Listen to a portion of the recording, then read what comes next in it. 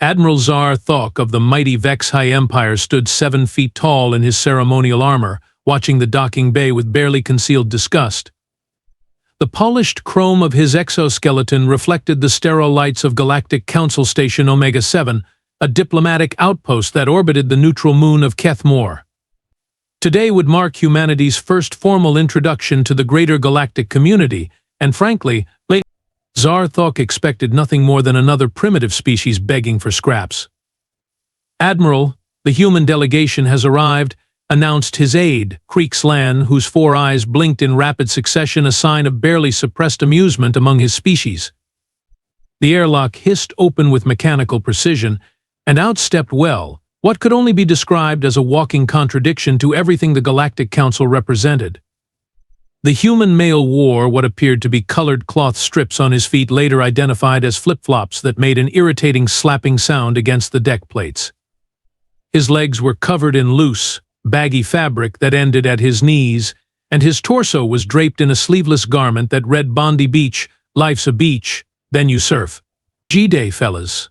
The human called out, raising one hand in what Zar Thok assumed was either a greeting or a threat display. "Jake Sullivan's the name, diplomacy's the game. Though I gotta say, this place is fancier than a casino in Melbourne." The assembled alien dignitaries, representatives from 12 different species, stared in stunned silence. Zar Thok's mandibles clicked together, a sound that usually preceded someone's execution. "You are the official Earth representative?" Zar Thok asked, his voice dripping with the kind of disdain usually reserved for discussing sewage management. "Too right I am, mate," Jake replied, seemingly oblivious to the shocked expressions surrounding him. He reached into a small bag slung over his shoulder and pulled out what appeared to be a metallic cylinder. "Anyone mind if I crack open a cold one?" Long trip from Earth, and the in-flight service was absolute rubbish. The cylinder made a sharp hissing sound which caused 3 security guards to reach for their weapons before Jake tilted it to his mouth and took a long drink. "By the 7 moons of Vex-High," muttered Counselor Velnara from the Zephyrian delegation, "it's drinking some sort of liquid." "Beer, love," Jake said cheerfully, apparently having heard her whispered comment, despite the vast acoustic differences between their species. "Want a sip? I've got plenty more where that came from." Zar Thok's optical sensors focused on this bizarre creature with growing irritation. The human speech patterns were almost incomprehensible. What was this mate and too right nonsense?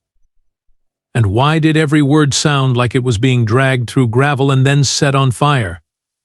Perhaps Zar Thok began with the patience of someone explaining quantum physics to a particularly stupid rock. The human delegation would prefer to return to their vessel and change into more appropriate attire for this historic occasion.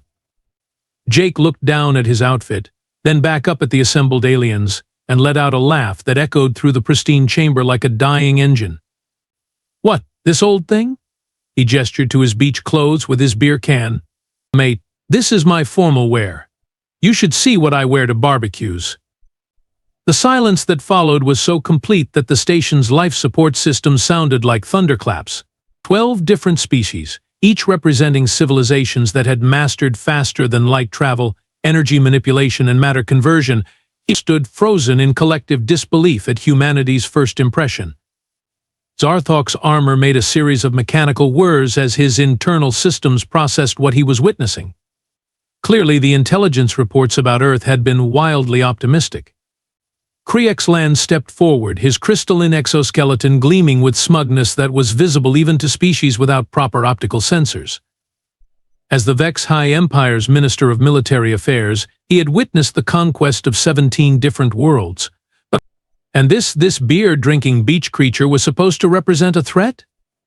"Tell me, human," Creeks Lan began, his voice carrying the same tone one might use when addressing a particularly dim child. "What exactly does your species bring to this galactic community? Besides colorful clothing choices?" Jake took another sip of his beer, completely unbothered by the obvious mockery. "Well, mate, we're pretty good at surfing. Makes killer fish and chips too. Oh, and we've got this knack for making things go boom when they need to go boom." The assembled council erupted in what could generously be called laughter, though it sounded more like a symphony of dying machinery, grinding glass, and what Zarthok assumed was Zephyrian amusement, a sound resembling air being slowly released from a balloon. Military capabilities. Curix Lan wheezed between his mechanical chuckles. Oh, this is rich. What do you use for warfare, human? Pointed sticks? Rocks? Perhaps you throw those foot coverings at your enemies? Flip-flops, mate. And they're surprisingly aerodynamic when properly motivated. Zarthok felt compelled to educate this ignorant primitive about real military power. His species had spent millennia perfecting the art of war, after all. Human, perhaps you should understand what actual military technology looks like before making such ambitious claims. With a gesture from his armored gauntlet, a holographic display materialized in the center of the chamber. The projection showed sleek Vex-High battlecruisers, their hulls bristling with plasma cannons that could vaporize entire city blocks in seconds. Energy shields shimmered around the vessels like deadly auroras, capable of deflecting asteroid impacts without so much as a flicker. Our plasma weaponry operates at temperatures exceeding 50,000 degrees, Creeks Lan explained with the pride of someone showing off their favorite pet. Our shield generators can absorb the energy output of a small star. Our battle armor, he gestured to his own gleaming suit, is forged from metals so rare that some civilizations worship them as gods. The hologram shifted to show ground forces, towering warriors in power armor that made them look like walking tanks, carrying weapons that crackled with barely contained energy. Their movements were perfectly synchronized, their formations mathematically precise, their victory inevitable. And this, Creeks Lan continued, represents just our standard infantry. We have conquered systems with populations in the billions using nothing more than a single battle group. Jake nodded thoughtfully, as if seriously considering this information. Yeah, right? Impressive stuff, no doubt about it. Very shiny. Very explodey. He paused to drain the last of his beer. Though I've got a few mates back home who might have a different opinion on that whole invincible thing. The laughter this time was even louder. Velnara actually had to support herself against a nearby console to keep from falling over, her tentacles writhing with mirth. A few mates. Curix Lan repeated, his voice rising to near hysteria. Oh, by the burning cores of Vex-High Prime. Let me guess they have bigger sticks, sharper rocks? Perhaps they've mastered the ancient art of strongly worded letters? Something like that, Jake replied with a grin that somehow managed to be both friendly and slightly unsettling. Zarthok decided to end this embarrassing display before it went any further. Human, it's clear that your species lacks any real understanding of galactic military standards. Perhaps it would be best if Earth remained in its current isolated status until you've had time to develop proper technology. Hang on a tick, Jake said, raising his hand. Are you saying my people can't handle themselves in a bit of a scuffle? I'm saying, Creeks Lan interjected with obvious glee, that your entire species would surrender within minutes of encountering real military opposition. Your mates would probably run away screaming at the first sight of actual weapons. The chamber fell silent as Jake set down his empty beer can with deliberate care. When he looked up, his easygoing expression hadn't changed, but something in his eyes had shifted, something that made Zarthok's threat assessment system suddenly spike to Amber Alert levels. Well then, Jake said cheerfully, how about we test that theory? You know, just to keep things interesting. You're challenging the Vex-High Empire to combat? Zarthok asked, certain he had misunderstood something fundamental about human communication patterns. Too right I am, mate. No worries, though, we'll keep it sporting. Within 2 standard hours, the main observation deck of Station Omega-7 had been converted into what could only be described as the galaxy's most anticipated bloodbath. Zarthok stood behind reinforced transparasteel barriers, watching as hundreds of alien spectators filled every available seat, balcony, and floating platform. The betting pools had opened immediately, and the odds were so heavily stacked against the humans that some bookmakers had stopped taking wagers altogether. 1,000 to 1. Announced a Zephyrian odds maker, his tentacles writhing with excitement.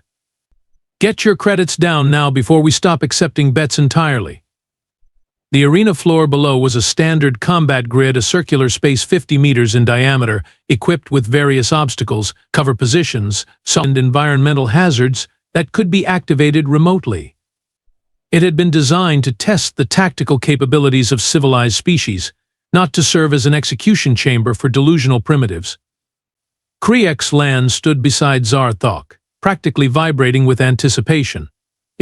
I've selected our finest shock troops for this demonstration. 4 veterans of the Andorian campaigns, each with over a century of combat experience. The Vex-High warriors entered the arena through the eastern gate, and even Zarthok had to admit they were an impressive sight.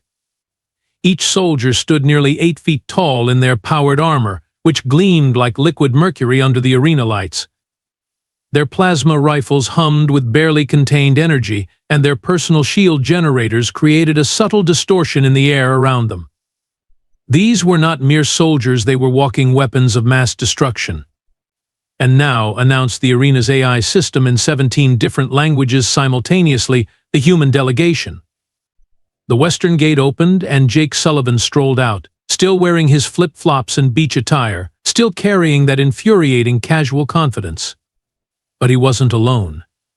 Behind him walked 3 other humans, each dressed in similarly ridiculous fashion. The first was a woman with sun-bleached hair tied back in a messy ponytail, wearing what appeared to be exercise clothing and sandals that were somehow even more primitive than Jake's flip-flops. The second was a stocky man in cargo shorts and a t-shirt that read Perth, where dreams go to sweat. The third was a lean man in board shorts and a tank top, with dark hair and an expression of mild boredom. "Ladies and gentlemen," Jake announced cheerfully, apparently addressing the entire alien audience, "let me introduce my backup crew. This lovely Sheila here is Sheila Mackenzie. Yes, that's her actual name, and no, we don't see the irony. Bruce Kowalski over there handles our technical requirements. And Tommy Chen keeps us all moving in the right direction." The 3 humans waved casually at the crowd, as if they were being introduced at a backyard barbecue rather than a potentially lethal combat trial. Velnara leaned over to Zarthok, her voice barely above a whisper. "Admiral, are we absolutely certain this isn't some form of elaborate suicide ritual? Perhaps humans sacrifice themselves for entertainment on their homeworld?" Before Zarthok could respond, Kriex Lan activated the arena's weapon dispensers. 4 panels opened in the floor near the humans, revealing what could generously be called primitive weaponry: projectile rifles that used chemical propellants, basic body armor that looked like it had been assembled from spare parts, and communication devices that appeared to operate on radio frequencies. As a gesture of sporting fairness, Kriex Lan announced over the arena speakers, "We have provided the humans with weapons appropriate to their technological level. Powder-based projectile weapons, basic protective gear, and simple communication equipment." The alien crowd erupted in renewed laughter. Several species began placing side bets on how long the humans would survive. The current favorite was less than 30 seconds. Jake and his team approached the weapon caches with the kind of casual interest one might show when examining a restaurant menu. Sheila picked up one of the rifles, checked its action with a series of precise movements, and nodded approvingly. Bruce immediately began disassembling a communication device, his fingers moving with practiced efficiency. Tommy examined the body armor with what appeared to be professional curiosity rather than desperate hope. "Not bad," Jake called out to the crowd. "A bit dated, but they'll do the job just fine. Reminds me of the gear we used in basic training back when dinosaurs roamed the earth, according to my kids." The 4 Vex-High shock troops had taken position at the far end of the arena, their weapons powered up and ready. Their armor's targeting systems were already painting laser designators on the humans, who seemed completely oblivious to the fact that they were about to be systematically eliminated. "This is almost too easy," Kriex Lan muttered, his confidence so overwhelming that he had already begun composing his after-action report. "Perhaps we should have used training-level weapons instead of actual shock troops. This hardly seems fair." Zarthok wasn't entirely convinced. Something about the human's behavior was triggering his tactical analysis subroutines, but he couldn't identify exactly what was bothering him. They moved with a casual efficiency that seemed almost professional. Begin combat trial. The arena AI announced victory conditions, elimination or surrender of opposing force. The 4 Vex-High shock troops moved forward in perfect formation, a diamond pattern that had been refined through centuries of warfare and proven effective against every species they had ever encountered. Their plasma rifles swept the arena in coordinated arcs, their shield generators hummed at full power, and their tactical computers calculated firing solutions with mathematical precision. It was textbook. It was flawless. It was exactly what Jake Sullivan had been counting on. Right then, Jake said conversationally, as if discussing weekend plans, "Sheila, you fancy a bit of hide and seek? Bruce, reckon you can make some of this alien tech play nice? Tommy, how about you keep an eye on our new friends while I have a chat with their boss?" To the alien observers, it looked like the humans were simply scattering in panic. Sheila sprinted toward the eastern obstacles, Bruce dove behind a equipment cache, Tommy moved to the western barriers, and Jake started walking directly toward the advancing aliens while finishing his beer. "Fascinating," Velnara murmured to Zarthok. "Their leader appears to be approaching our troops while intoxicated. Is this perhaps a human religious ritual?" The Vex-High commander, a veteran named Korthax, raised his plasma rifle and painted a targeting laser directly on Jake's chest. At this range, the shot would vaporize him instantly, a quick, clean kill that would end this embarrassing display of primitive bravado. He pulled the trigger. The plasma bolt screamed across the arena at near light speed and struck empty air. Jake had dropped to one knee behind a barrier that hadn't been there a second earlier, one of the arena's movable cover points that Bruce had somehow activated remotely. "Bloody hell," Jake called out cheerfully. "Nearly got me that time. You blokes are quick on the draw." Korthax's tactical systems immediately recalculated. The human had moved with impossible timing, as if he had known exactly when and where the shot would come. But that was impossible. Humans lacked the enhanced reflexes and predictive capabilities of advanced species. Meanwhile, Sheila Mackenzie had reached the eastern obstacle course and promptly vanished. Not metaphorically, she had literally disappeared from sight, despite the fact that the Vex-High armor included thermal imaging, motion detection, and electromagnetic sensors. The 3 remaining shock troops spread their formation, trying to maintain visual contact with targets that seemed to be evaporating like morning mist. "Contact lost on target 2, reported one of the soldiers, switching to wide-spectrum scanning." "She's got to be somewhere," Bruce's voice echoed through the arena, though his location was equally mysterious. "But then again, so do these fancy alien toys you left lying around." Suddenly, one of the arena's defensive turrets, a fixture that was supposed to remain inactive during combat trials, swiveled toward the Vex-High formation and opened fire with energy blasts that looked suspiciously similar to their own weapons. "What in the name of the 7 hells?" Kriegsland sputtered, his 4 eyes blinking in rapid confusion. "Those turrets are hardwired to remain offline during trials." The Vex-High troops scattered, their perfect formation dissolving as they sought cover from weapons that were using their own technology against them. But as they moved, Tommy Chen's voice cut through the chaos with the calm precision of an air traffic controller. "Jake, you've got movement 30 degrees left, 2 bogies closing fast. Sheila, perfect position for flanking maneuver on my mark. Bruce, can you cycle the environmental controls in about 3-2 mark?" The arena's atmospheric processors suddenly vented a cloud of harmless but vision-obscuring vapor directly into the Vex-High position. At the exact same moment, Sheila materialized from behind a barrier that she couldn't possibly have reached without being detected, firing precise 3-round bursts that struck the aliens' weapon systems with surgical accuracy. The chemical projectiles, primitive by galactic standards, somehow found the exact weak points in armor that had been designed to withstand plasma bombardment. Sparks flew from damaged power cells, targeting systems flickered offline, and shield generators began emitting warning tones that indicated critical system failures. "How is she hitting the weapon coupling joints?" Zarthok demanded, his tactical analysis running at maximum capacity. "Those connection points are smaller than a Zephyrian thumbnail. Even our best marksmen would struggle to target them deliberately." Jake, meanwhile, had continued his casual stroll toward the alien position, seemingly oblivious to the energy blasts sizzling past his head. But Zarthok's enhanced observation systems were beginning to detect a pattern every time Jake moved.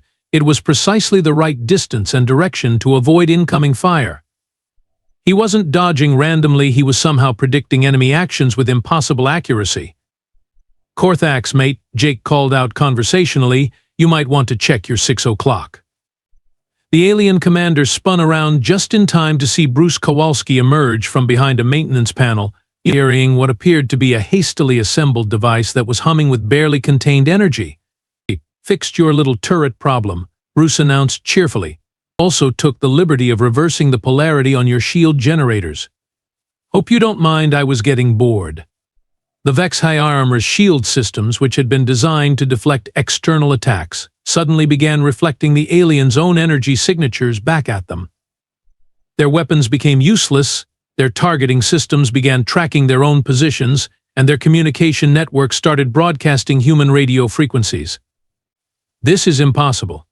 Korthax roared, his voice distorted by failing audio systems. "These are primitive weapons. Basic projectile technology. How are they penetrating military-grade armor?" "Well," Jake replied thoughtfully, having somehow appeared directly behind the alien commander without being detected, "it's not really about the weapons, mate. It's about knowing how to use them. See, the thing about fancy armor is that it's designed to stop fancy attacks.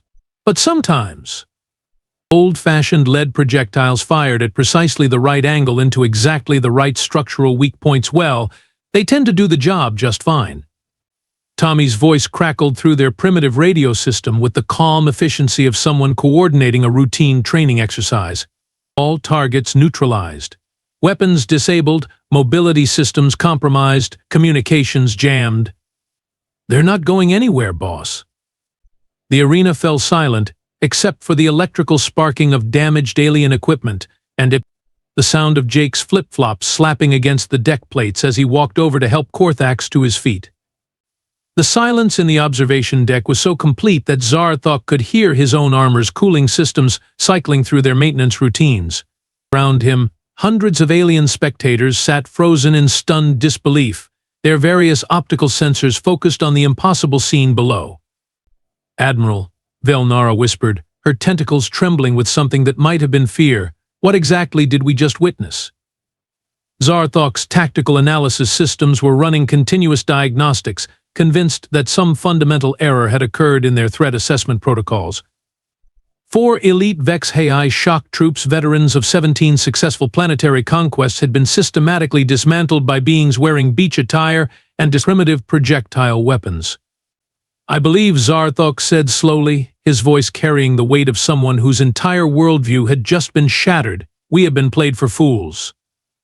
In the arena below, Jake was helping the disabled alien soldiers to their feet with the same casual friendliness he had shown throughout the entire encounter. But now, with the combat over, even the most dense observers could see what they had missed before: the way he moved with fluid precision, how his eyes constantly scanned for threats, the unconscious military bearing that no amount of flip-flops could disguise. "Right then," Jake said, addressing the alien audience through the arena's communication system, "I suppose some introductions are in order. Proper ones this time." He gestured to his team, who had reassembled around him with the practiced efficiency of a unit that had worked together for years. "Sheila Mackenzie here spent 15 years with the Australian Special Air Service. That's our equivalent of what you might call really good at making people disappear. She's got more confirmed kills than most of your species have birthdays." Sheila waved cheerfully at the crowd, still looking like someone who had just finished a morning jog. "Bruce Kowalski is formerly of the Royal Australian Engineers, with specializations in demolitions, electronics warfare, and making other people's expensive toys do things they were never designed to do. He could probably turn your coffee maker into a plasma cannon if he got bored enough. Bruce held up a small device he had apparently constructed from arena maintenance equipment. It was humming ominously. Tommy Chen flew combat missions over 3 different star systems before we found out humans were supposed to be a peaceful species. Best pilot I've ever seen, and I've seen plenty. Tommy nodded politely, as if acknowledging a compliment about his cooking. And me? Jake paused, his casual grin taking on an edge that made Zarthok's threat sensors spike to maximum alert. Colonel Jake Sullivan, formerly of the Australian Defence Force Strategic Operations Command. 23 years of active service, including some rather interesting assignments that I'm not supposed to talk about in polite company. The revelation hit the alien observers like a physical blow.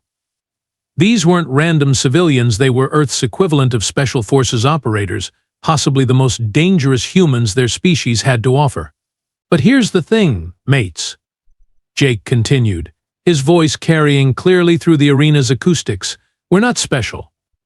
Back on Earth, we're just regular folks who happen to be good at our jobs.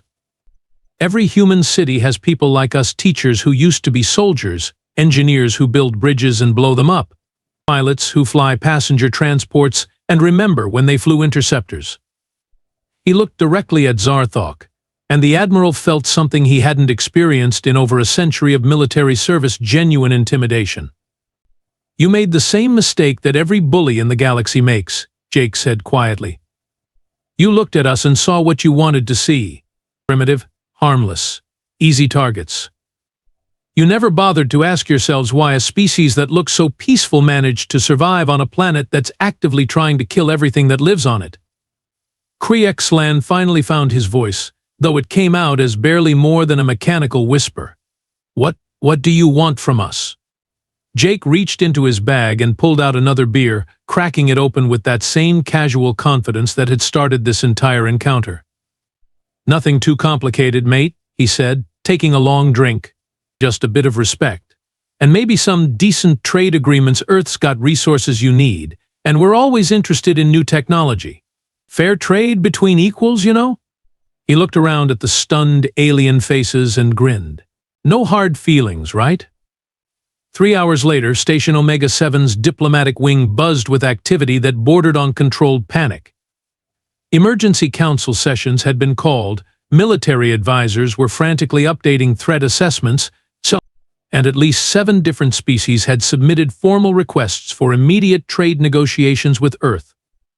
Jake Sullivan sat in the station's most prestigious conference room, still wearing his flip-flops and beach attire, while being treated with the kind of reverence usually reserved for galactic emperors or particularly dangerous natural disasters.